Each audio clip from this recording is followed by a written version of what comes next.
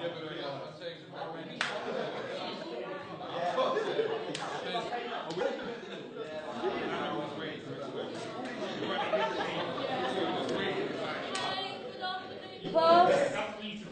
right, can we settle down? Rose, turn around, please. We've got a lot to get through today. Okay, so carrying on from our lesson last week, we were looking at the key divisions in the early stages of the civil rights movement and the general impact across the board. Sam, come on. Sit up straight. Right, stop slouching. This is the perfect opportunity for you to engage, so make the most of it. Well, we learn the same stuff every year for Black History Month.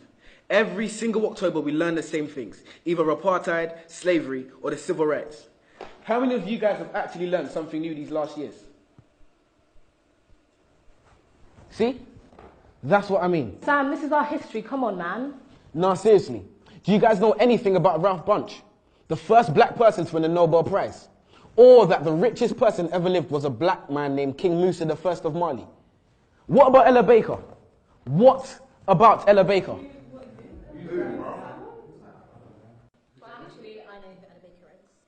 One of the most influential women of the civil rights movement. This is why I can't take Black History Month seriously, man.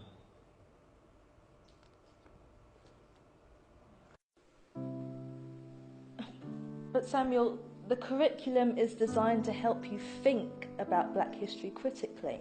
Actually, miss, it's designed to teach us what to think, not how to think.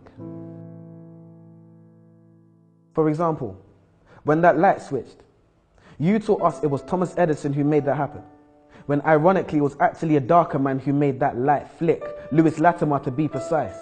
Quite nice when you're talking about Mr. Hamilton and his racing car, but red lights stop. We're always taught that Martin Luther King had a dream, man. But those dreams can't be achieved because our brains are in chains, our minds are enslaved, so we won't get our redemption. Morgan, free, man. Will we ever be free, man? And leave this state of imprisonment? And take that walk of free, damn it, green man from a traffic light invented by the same man who made gas masks to protect our organs. Another free man named Garrett Morgan. But I bet you never knew that. We need to open our minds. But how can we be taught to see if the blind lead the blind? The first person to develop significant eye surgery was a black woman named Dr. Patricia E. Barth. Now on that note, there's a question I must ask.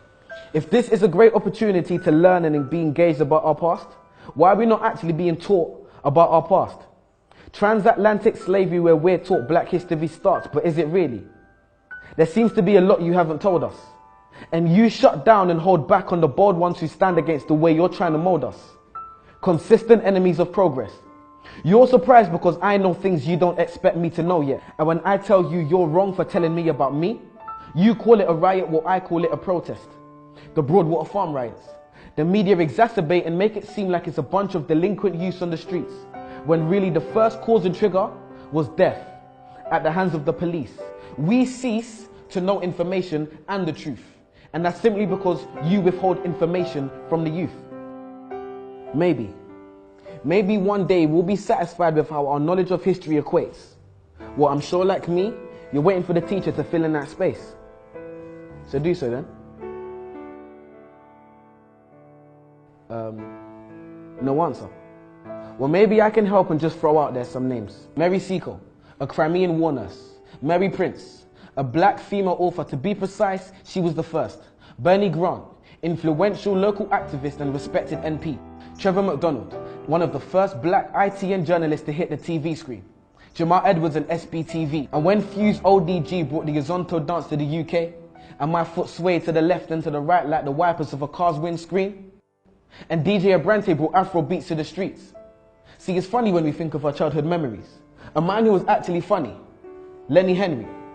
Many others, and the list continues. Marcus Garvey, Haile Selassie, Bob Marley, Ignatius Sancho, Tupac, Fela Kuti, Muhammad Ali, Maya Angelou, R.I.P., Kwame Nkrumah, the first Ghanaian president who retained independence from England, the Windrush ship which brought Caribbeans to Britain. So much to learn in just 1 month. A tip of the iceberg, a tiny grace. And what was the first black Roman emperor's name? Years passed and we're still caught up in the same civil rights age. which isn't bad if you learn something new. But we don't. And we're not being taught enough about our culture, so there's no one else to blame but you. And if not you, then who? Questions, questions, questions. If you're not teaching us these things, then I'm inclined to believe it's because you don't know.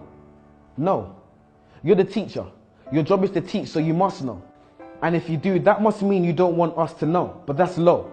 If the information is accessible for our knowledge of our culture to grow, then why on earth wouldn't you want to let us know?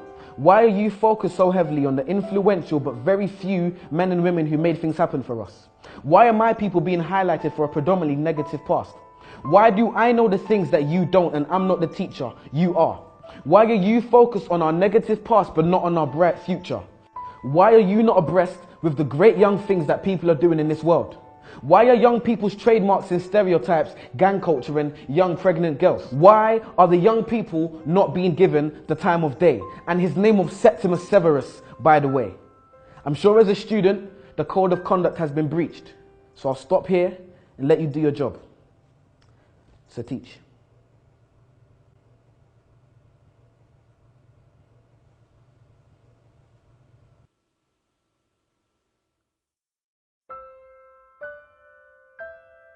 Okay, yo people, so how's it going? It's your boy Samuel King. This is my poem, What I Wasn't Taught in School. And you're watching Word on the Curb. Blow.